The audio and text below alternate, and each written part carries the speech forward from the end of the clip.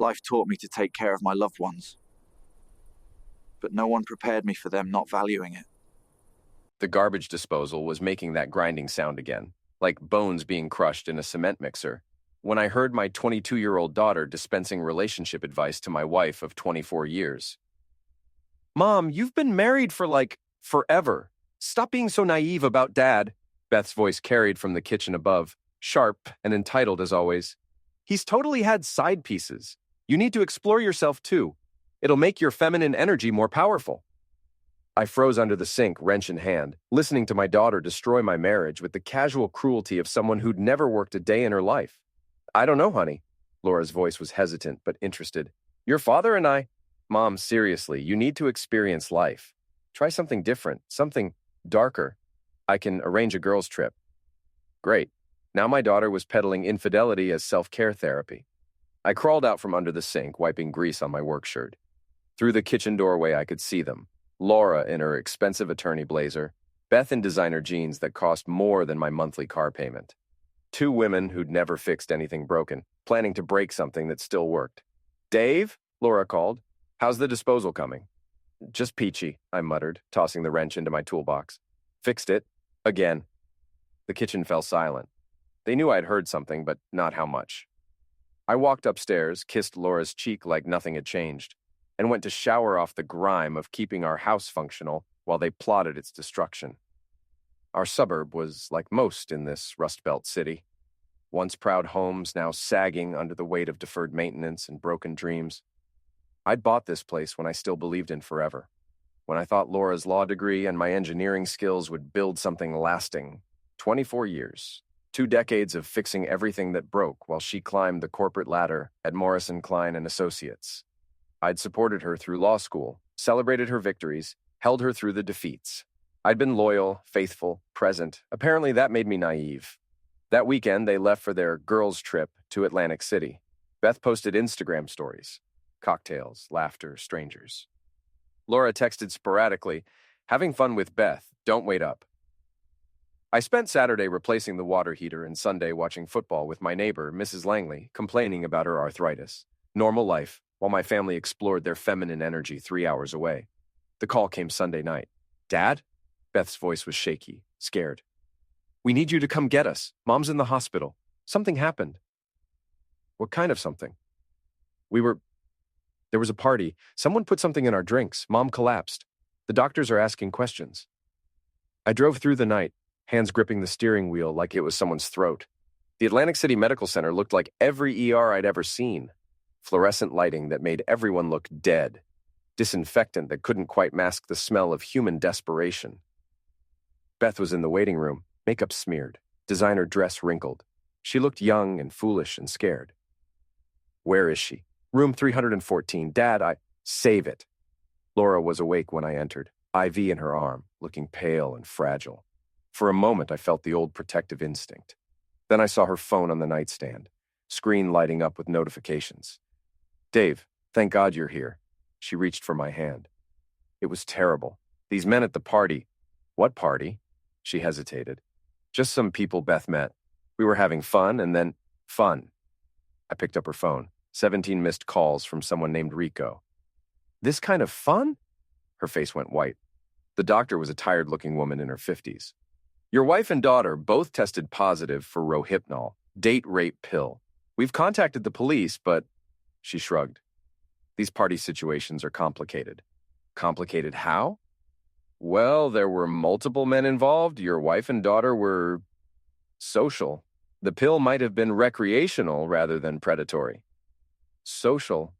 That was one word for it." I found Beth smoking outside, hands shaking as she held her cigarette. "Tell me what really happened." "Dad, I can explain. Try. We met some guys at the casino. They invited us to a party.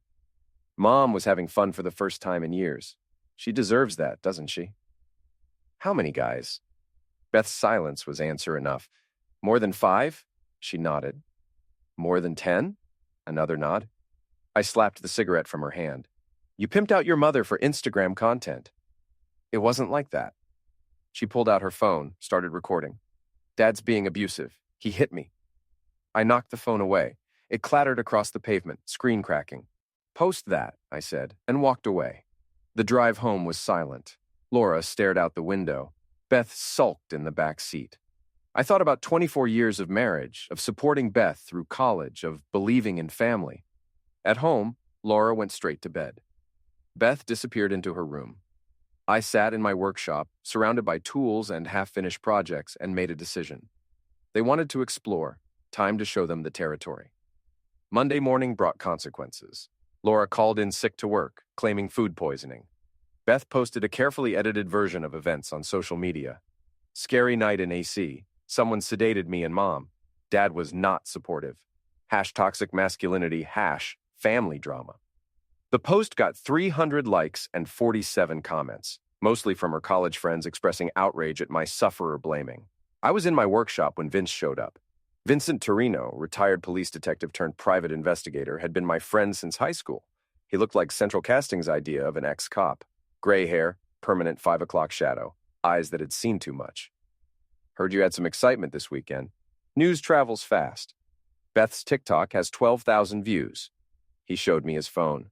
My daughter, tears streaming down her face, describing her traumatic weekend and her father's emotional misuse. "She's got talent," I said. "Maybe she can make a career out of ruining lives." Vince sat on my workbench. "Want to know what really happened?" I looked up from the engine I was rebuilding. "You investigated?" "Called some friends in Atlantic City PD.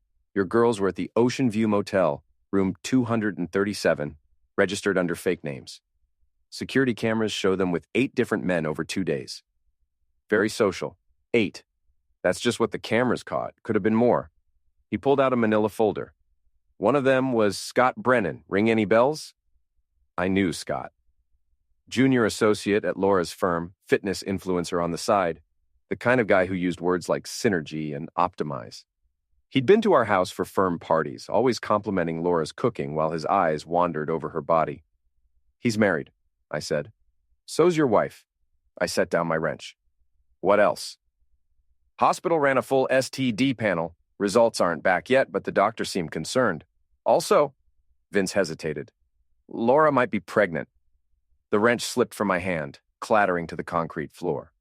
24 years, I said quietly. 24 years I've been faithful. Worked 2 jobs to put her through law school, supported her career, never even looked at another woman. I know. And she throws it away for what? A weekend of strange pecker and Instagram stories? Some people don't appreciate what they have until it's gone. I picked up the wrench. Then let's help them appreciate it. That evening, Laura attempted a family dinner. She'd made my favorite, pot roast with potatoes, and set the table with our good china.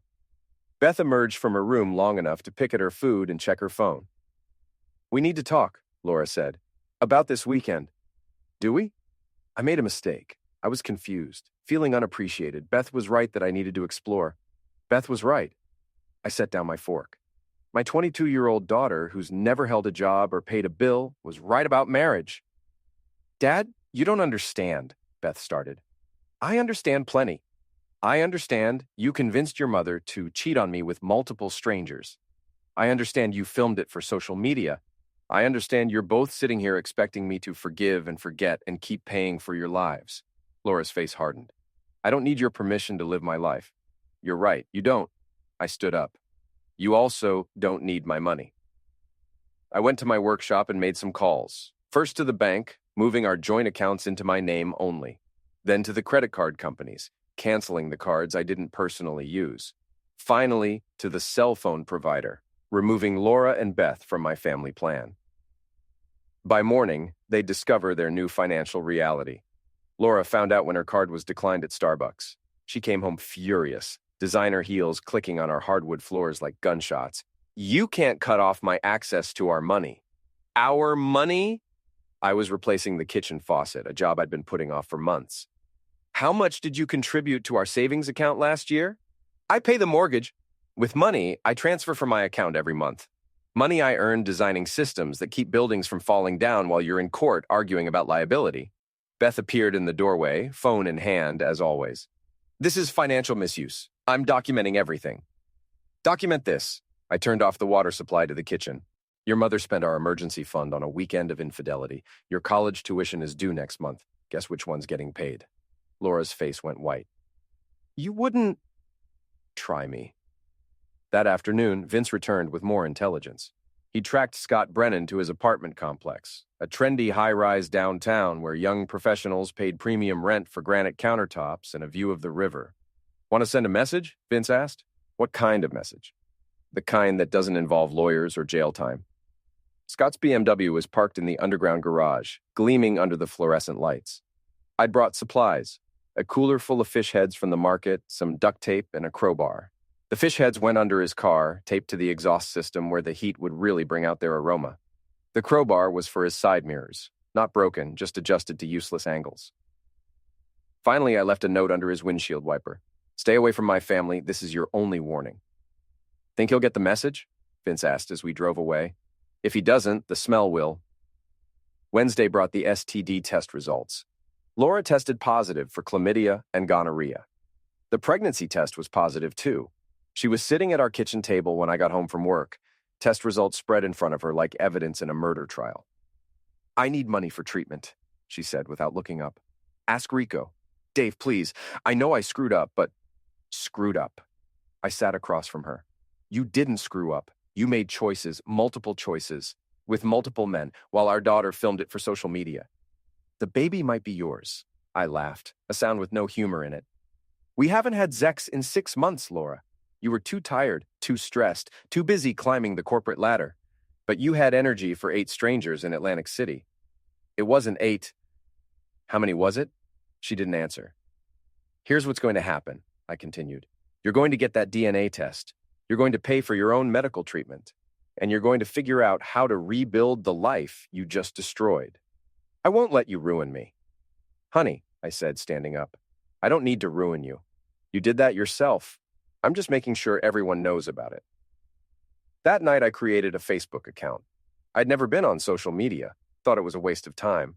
But Beth had taught me something valuable about the power of public opinion. My first post was simple. After 24 years of marriage, I've learned that loyalty is a choice. Some people choose differently. The truth has a way of coming out. I tagged Laura's law firm, and Scott Brennan, and Beth's college friends. Then I waited for the fireworks to begin. Thursday morning brought chaos. Laura's phone rang constantly. Colleagues from the firm, friends asking questions, her mother demanding explanations. Beth's social media accounts were flooded with comments from people who'd connected the dots. You can't destroy my reputation because you're insecure.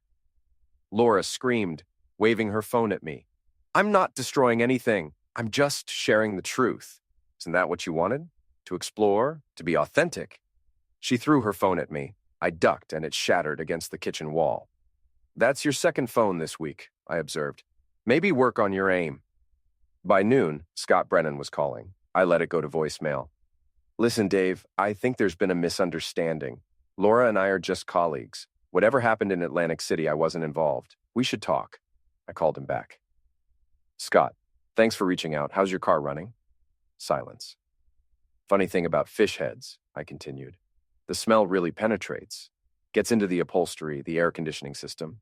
Takes weeks to get rid of. You're crazy. I'm motivated. There's a difference. Stay away from my wife, Scott. This is your last friendly warning.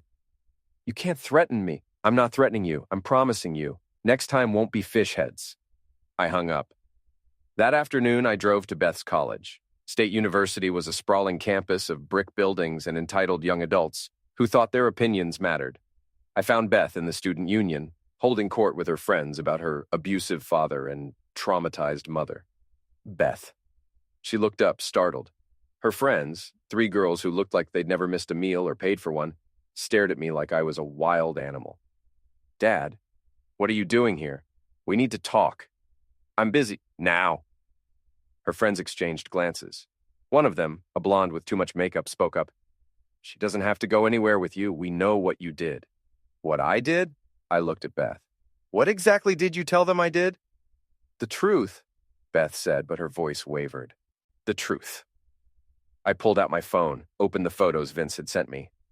Is this the truth? You and your mother with 8 different men in a motel room? Is this the feminine empowerment you were talking about? The blonde girl gasped. Beth's face went red. Delete those, she hissed. Why? I thought you wanted everyone to know the truth. Isn't that why you posted about your traumatic weekend? Your abusive father? I turned to her friends.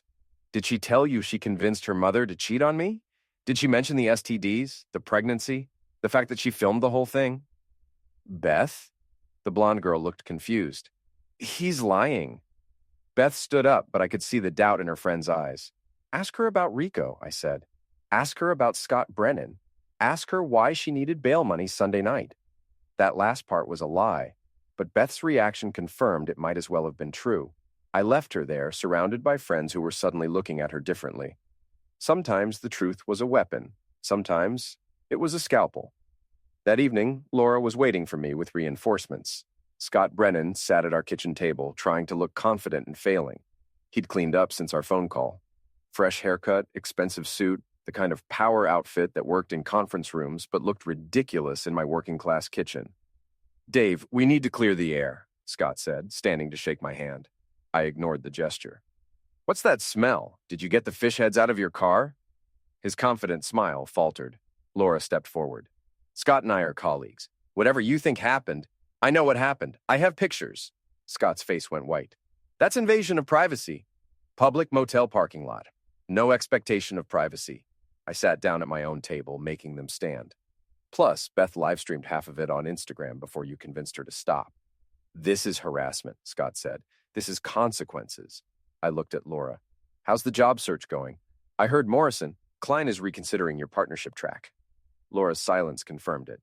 Funny how office affairs affect professional relationships, I continued, especially when they involve junior associates, STDs, and public scandal. Scott tried to regain control. Look, Dave, I understand you're upset. Upset? I stood up slowly. Scott was taller than me, but I'd spent 20 years in construction before switching to engineering. My hands were scarred from real work, my shoulders broad from lifting things heavier than legal briefs. I'm not upset, Scott. I'm focused. Focused on what? Making sure everyone knows exactly who you are. I pulled out my phone, opened the voice recorder app. Tell me about Atlantic City, Scott. Tell me about the 8 men. Tell me about the pills. Tell me about filming my wife. I'm not saying anything. You don't have to. Beth already posted most of it online. I just need to fill in the gaps. Scott looked at Laura desperately. She was staring at her hands. This is over, Scott said, heading for the door. I'm done with this family drama. I followed him outside. He was fumbling with his car keys when I caught up. Scott, he turned around. I was standing close enough to smell his expensive cologne, close enough to see the fear in his eyes. If you ever contact my wife again, if you ever mention her name, if you even think about her, I will make your life very, very complicated. Do you understand? You can't. I stepped closer. I can. I will. Try me. He got in his car and drove away, tires squealing on the asphalt. Laura was crying when I came back inside.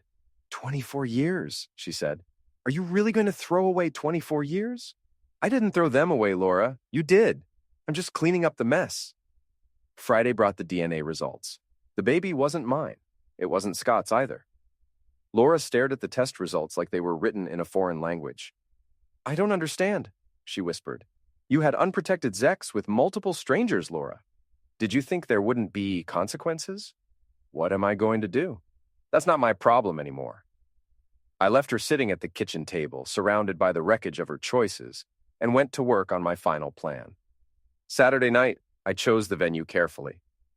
Murphy's Tavern was a working-class bar on the south side of town, the kind of place where construction workers and mechanics drank beer and watched sports. The clientele was blue-collar, honest, and had little patience for entitled behavior. I'd sent carefully worded invitations to Laura, Beth, Scott, and Tina, Beth's best friend who'd apparently masterminded the Atlantic City trip. I'd also invited Vince, Mrs. Langley, and a few neighbors. The message was simple. Time to clear the air. Murphy's Tavern, 8 p.m. Come alone. I arrived early, claiming a corner table with a clear view of the entrance. The bar was busy. Saturday night regulars nursing beers and complaining about their jobs, their wives, their lives. My kind of people. Laura arrived first, dressed in her power suit like she was going to court instead of a dive bar. She looked out of place and knew it.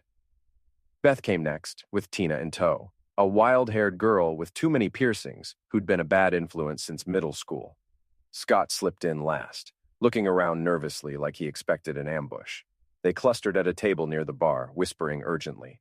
I could see them stealing glances at me, trying to figure out my game plan. At 8:30, I stood up and walked to the karaoke machine. "Ladies and gentlemen," I said into the microphone, "I'd like to tell you a story about marriage, loyalty, and consequences." The bar quieted down. Even the bartender stopped washing glasses. 24 years ago, I married a beautiful woman, supported her through law school, worked 2 jobs so she could pursue her dreams, raised a daughter together, built a life. Laura was shaking her head, trying to signal me to stop. Beth was filming with her phone. 3 weeks ago, my daughter convinced my wife to take a girls' trip to Atlantic City for empowerment, for exploration, for feminine energy. A few men in the crowd chuckled. They came home with STDs and a pregnancy from 8 different men. In 2 days, the laughter stopped. My wife's pregnant with a stranger's baby. My daughter filmed the whole thing for social media. Her colleague, I pointed at Scott, was there too. Married man, junior associate at a law firm, fitness influencer, very concerned about his image. Scott stood up. "This is defamation. This is truth." I held up my phone. "I have pictures, videos, medical records, DNA tests. Would you like me to share them?" Scott sat back down. My wife expected me to forgive and forget, pay for her medical treatment, support her and her stranger's baby. My daughter called me abusive for not being supportive of their choices. The crowd was listening intently now. This was better than cable TV. So I made some choices of my own. I cut off their money, exposed their behavior, made sure everyone knew exactly who they really are. "Dave, please," Laura called out. "Don't do this." "Do what? Tell the truth? I thought you were all about authenticity now." I turned back to the crowd. See, they want consequences without accountability. They want to destroy a marriage without admitting they destroyed it. They want to be sufferers after victimizing someone else. Beth stood up, phone still recording. "He's been financially abusing us, threatening people. He's dangerous." "Dangerous?" I laughed. "I fixed garbage disposals and water heaters for 24 years. I never cheated, never lied, never broke a promise. If that's dangerous, what does that make them?" The crowd murmured agreement. These were people who understood loyalty, who worked for everything they had. Scott tried to leave, but I wasn't finished. "Scott, don't go yet. Tell everyone about your car. Tell them about the fish heads." He froze. See, Scott thought he could sleep with my wife without consequences, so I left some fish heads under his car, taped to the exhaust system. It really brought out the natural aromas. The crowd laughed. Even the bartender was grinning.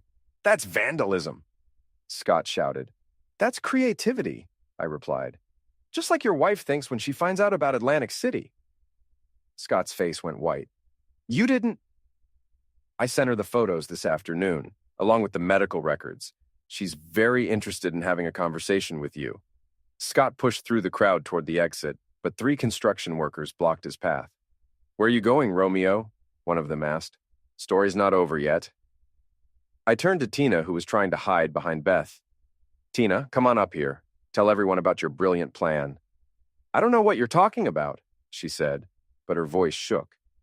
"The empowerment trip was your idea, wasn't it? You set up the whole thing. The motel room, the men, the cameras. What was the plan? Blackmail, revenge adult movie, or just chaos for fun?" Tina's silence was answer enough. "See, everyone thinks this was about my wife's midlife crisis. But Tina here orchestrated the whole thing.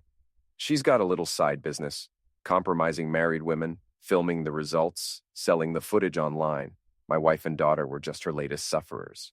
"That's not true," Beth protested, but she was looking at Tina with new suspicion. "Ask her about the cameras, Beth. Ask her about the men she hired. Ask her about the website where your mother's videos are posted." Beth's face crumbled. "Tina, is that true?" Tina bolted for the door, but Mrs. Langley, 75 years old and tougher than most men, stuck out her cane and sent her sprawling. "Going somewhere, dear?" Mrs. Langley asked sweetly. The crowd cheered. Laura was crying now, mascara running down her cheeks. "Dave, I didn't know—" "You didn't want to know. You wanted the thrill without the responsibility, the adventure without the consequences." I handed the microphone to the bartender and walked back to my table. The show was over. Scott was arguing with the construction workers who wouldn't let him leave. Tina was on the floor, surrounded by hostile faces. Beth was staring at her phone, probably seeing her mother's videos for the first time. Laura was alone at her table, finally understanding the full scope of her choices. Quite a performance, Vince said, sliding into the seat across from me. Just getting started.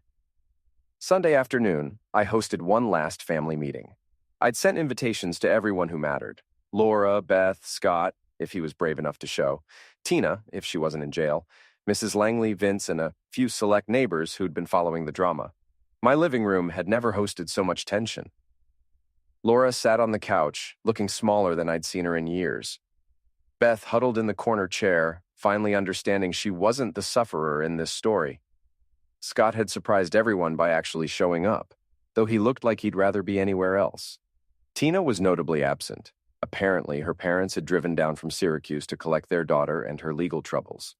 Mrs. Langley had brought popcorn. "Thank you all for coming," I began, standing in front of the fireplace like I was delivering a closing argument.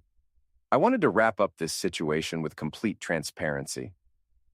"Dave," Laura started, "can't we discuss this privately? We had 24 years to discuss things privately. You chose to make it public when you involved strangers, colleagues, and social media. So let's finish it publicly." I pulled out a manila folder thick with documents. First, the medical situation. Laura, your STD treatments are complete, paid for by your own credit cards. The pregnancy has been terminated, your choice, your expense. DNA results confirm the father was one of the Atlantic City strangers, identity unknown. Laura flinched like I'd slapped her. Second, the professional consequences. Scott, your wife filed for divorce Friday afternoon. She's claiming half your assets and full custody of your kids. Your fitness influencer sponsors dropped you after the bar incident went viral. Morrison, Klein terminated your employment for moral turpitude. Scott was staring at his hands. Laura, your partnership track has been suspended pending review. 3 clients have requested different representation. The State Bar Association is investigating ethics violations related to your personal conduct affecting professional judgment. That's not fair, Beth protested. Mom's personal life shouldn't affect her career. Tell that to Scott's wife. Tell that to the clients who don't want to be represented by someone who makes such spectacularly bad decisions. I turned to the next page. Third, the financial situation. Beth, your college tuition for next semester has been transferred to a fund for your mother's medical expenses. You'll need to apply for student loans or find alternative arrangements. You can't do that. I can, and I did. Your mother's choices created medical bills. Your choices created public humiliation. Actions have consequences. Mrs. Langley crunched her popcorn approvingly. Fourth, the living arrangements. Laura, I've filed for legal separation. You have 30 days to find alternative housing. The house stays with me. It's in my name, paid for with my income. Dave, please, I'm not finished. I looked around the room. See, everyone thinks this story is about a cheating wife and an angry husband. But there's one more twist. I turned to Vince, my oldest friend, my ally through this whole ordeal. Vince, tell everyone about your daughter. Vince's face went stone cold. What daughter? Laura asked. Tina, I said quietly. Tina Torino, Vince's daughter, who orchestrated this entire situation. The room went silent. 5 years ago, I made a mistake. Vince's wife, Maria, was dying of cancer. She was lonely, scared, and I was there. We had an affair. Brief, meaningless, but it happened. Vince never knew. Vince stood up slowly. I knew. Maria told him on her deathbed. Vince has been planning revenge ever since. He couldn't attack me directly. We've been friends too long, too many mutual connections. So he used his daughter. I looked at Laura. Tina didn't randomly befriend Beth in college. She was placed there. The Atlantic City trip wasn't spontaneous empowerment. It was a carefully planned trap. The men, the cameras, the pills, all arranged by Tina under Vince's direction. That's insane, Beth whispered. Is it? Vince knew exactly where to find the security footage because he arranged for it to be recorded. He knew about the STDs because Tina made sure they'd happen. He played the helpful friend, gathering evidence while he orchestrated my destruction. Vince was smiling now. The mask finally dropped. Very good, Dave. How long have you known? Since yesterday. Tina's real name is Christina Torino. She's been using her mother's maiden name at college. The resemblance is obvious once you know what to look for. I turned to Laura and Beth. You weren't exploring your feminine energy. You were pawns in a revenge plot 5 years in the making. Laura looked sick. The men in Atlantic City hired actors. The pregnancy was planned. Vince wanted maximum emotional damage, the social media exposure, the professional consequences, the public humiliation, all designed to destroy my life as thoroughly as I'd destroyed his marriage. But it backfired, Vince said. You turned it around, made yourself the sufferer, them the villains. Very clever. I learned from the best. I looked at my oldest friend, my betrayer, my teacher. You taught me that revenge is a dish best served with complete information. I pulled out my phone. While you were orchestrating my family's destruction, I was investigating yours.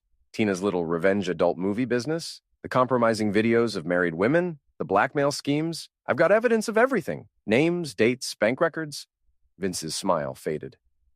Your daughter's been running a criminal enterprise for 2 years, targeting vulnerable women, filming their destruction, selling the results online.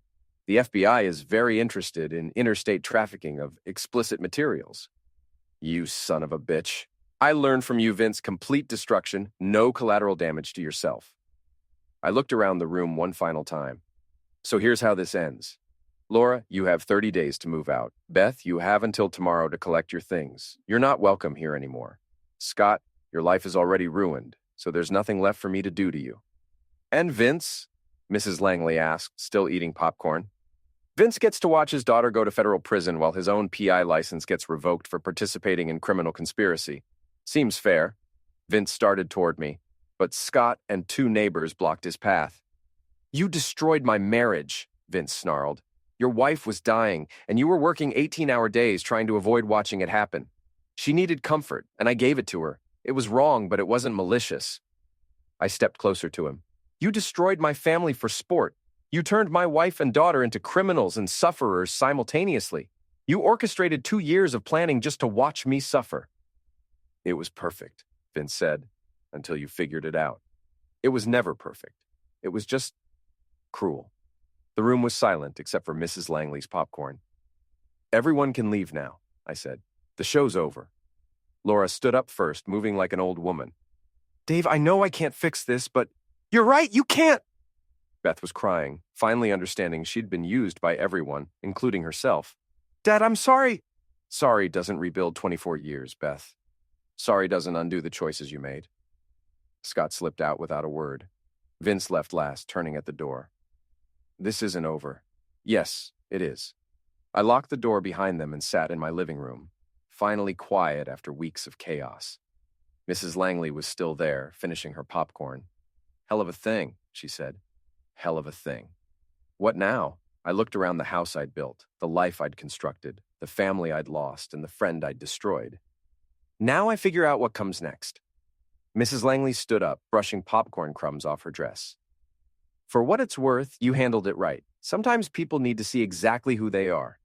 She left me alone with the silence and the truth. Laura moved out the following week. Beth transferred to a college in California, as far from the scandal as she could get. Scott's wife took everything in the divorce. Vince's daughter was arrested by federal agents on charges of interstate trafficking and criminal conspiracy. I kept the house, the job, the life I'd built with my own hands. They'd called me the villain in their story. The misuser, the controller, the man who couldn't handle his wife's empowerment. But I'd worn the title better than they'd ever worn their masks. In the end, the truth was simple. Some people destroy things because they can. Others destroy things because they must. I'd learned the difference. The